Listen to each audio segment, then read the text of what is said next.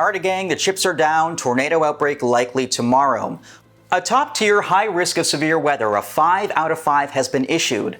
This is the first time since April 14, 2012, when the National Weather Service has done this a day in advance. I want you to treat this like you would April 27, 2011. We never want to say that, but we're getting to that point. Tomorrow is a day when strong tornadoes are possible. Conditions could even favor 1 or 2 very isolated violent tornadoes.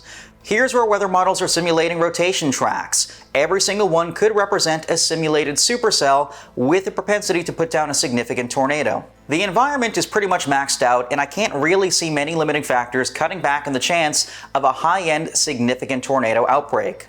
Some tornadoes will be large, some tornadoes will be rain-wrapped, some tornadoes will occur at night. I want you to give me the next 2 minutes so we can discuss what to expect and we can all get through this together. Share this video with loved ones, friends, family, and again, hopefully in 36 hours we're all safe and sound, but from now until then, we have to remain in a state of constant awareness and be ready to take action. Now to review, it's a pretty classic outbreak setup. We have a negatively tilted low-pressure system coming in. That negative tilt is like a soccer player following through when they kick a ball. This system has a lot of kick. We have warm, moist air coming in. We have plenty of storm fuel. We have a cold front coming in to trigger storms. We have a screaming jet stream racing overhead. And we have changing winds with height. Storms that grow tall will feel that change of wind speed and direction with height, and they'll rotate. We're likely going to have a tornado outbreak. The only question left right now, will it be bad or will it be bad? Realistically, part of my job is to figure out if there are any limiting factors in a forecast setup.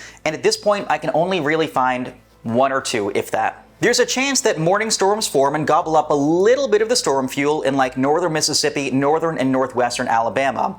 That could cut back a little bit on the severity of storms north of Interstate 5920 during the afternoon, but honestly, I don't think it's going to make a difference. Otherwise, some models depict more southerly surface winds rather than south-southeasterly. That would cut back a little bit on how much twist is available at the lower levels. And if surface winds are more southerly, we tend to see blobbier storms with a little less organization. But once again, I don't think that's going to make much of a difference. I'd plan for rotating supercells. This high-resolution weather model shows a lot of kidney bean shapes. Each one is a significant supercell that's rotating. There could be 10, 11, maybe a dozen that roll through eastern, southeastern Mississippi, western, northwestern Alabama. Throughout the afternoon and evening hours, they push into central Alabama by midnight. They're still going even after dark. There could be a nocturnal tornado threat in Birmingham, Tuscaloosa, Huntsville.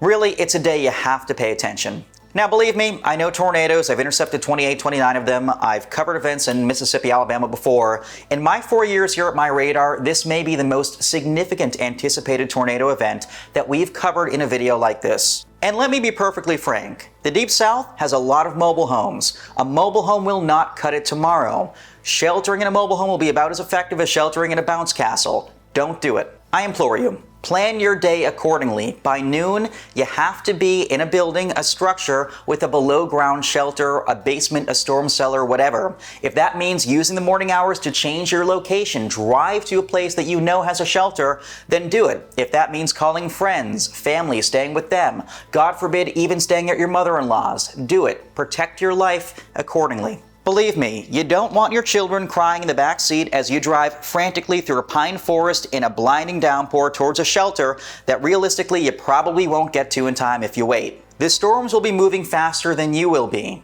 Make a plan now, take action now, make your arrangements now, be in a sturdy shelter by noon. I'll have a final update for you tomorrow morning, but realistically at this point you know what's coming, you know the weather information. The onus is on you at this point to make smart decisions, to take action, and make plans to protect yourself and your loved ones. Good luck.